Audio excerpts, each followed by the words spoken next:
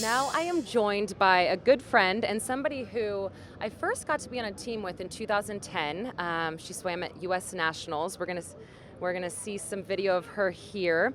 She's a 3-time Olympian. I'm joined by Amanda Beard. Thank you, Amanda, for coming on. Yeah, of course. How's it going? It's good. How about you? Going great. You came out. You just got to Omaha a couple hours ago. I still have my bags with me. You do. I have not. I still smell like a plane, and yeah. But that's what Omaha is about, right? Just rolling with the punches and having fun with it. Yeah. Well, I'm so glad that you're here. I remember 2010. You had such an impact on my career because the year before was a big year for me, and I was really nervous going into that year, and just the exchange that we had there was something that pumped me up in a really big way. And I think just being a veteran on this team, you've really been able to set that tone. So what's it like coming to U.S. Olympic trials and not competing? It's odd. Is it weird? I mean, it feels really weird. The last time I did not compete in Olympic trials was in 1992. So it's been a while. Are you kidding In me? 1992. So I've competed in the last 5 trials. Yeah. This is my first trials being a spectator ever. So sitting in the stands and just kind of witnessing it from that side, Yeah. it's mixed emotions. One, it's awesome Yep. because I don't care. Yeah. I'm having fun. I Yeah. get to cheer. But then I'm watching the athletes, and you know the feelings that they go Oh, yeah. through, and you want to be standing there and diving into the pool and racing because Yeah. it's still in there. It totally is. Just the motivation to wake up every single day to practice And jump in the isn't cold there. pool. Yeah, that's not there anymore. But to race is still there. Yeah. So what was it like to watch the 200 breaststroke? This is a race that you've competed in and have Olympic medals in.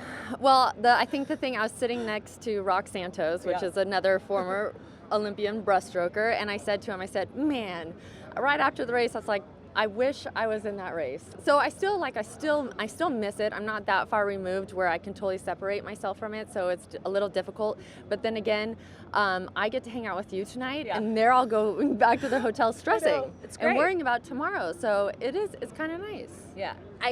I totally got the nerves yesterday too when I watched the 200 IM and just, oh my gosh, I wish that I was behind the blocks right now and seeing if something could happen. But it is nice to kind of be on the other side. It is. It's totally nice, refreshing. It's fun to socialize with people.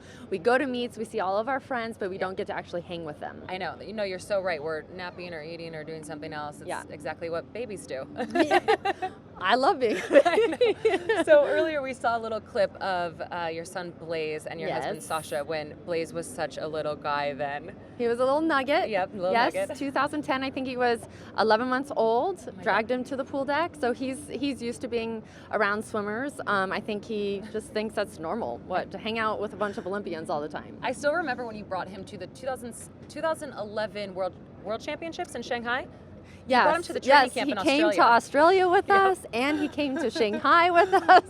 Yeah, He's a world traveler, and I think he wasn't even 2, so I know. he's punching, stamps on his passport. He's a little lucky I know. little dude. Lucky little dude. And Yeah. now you have a little girl named Boone. Yes. She's so beautiful. She's spunky. Yeah. She's the exact opposite of her brother. Really? Oh yeah. So Blaze is so easy, mellow, except for he loves sports. He loves playing baseball. He's getting into Brazilian Jiu-Jitsu. He rides dirt bikes. How do you keep up with all of this? I have everlasting energy. No, and then Dune is just getting into dance. She's a climber like I was, so she climbs up to the pantry, on top of the refrigerator, on top of like slides, Yep. on the wrong side of things. So you're exhausted chasing after her most of the time. It's more so I've gotten some extra wrinkles, some extra gray hair because I've been stressing so much Yeah. over their safety. Oh my gosh, yeah. So speaking of safety, let's move on to, I know that children learning how to swim is something that's important to you, learning to swim from a young age. What is that like now, having kids of your own, teaching them to swim? It's a more realistic thing for me now. I mean, having kids, I've been involved with water safety and drowning prevention for over 20 years. But then when I had my own kids, Yeah. it became a reality, and just being safe around pools or any sort of water.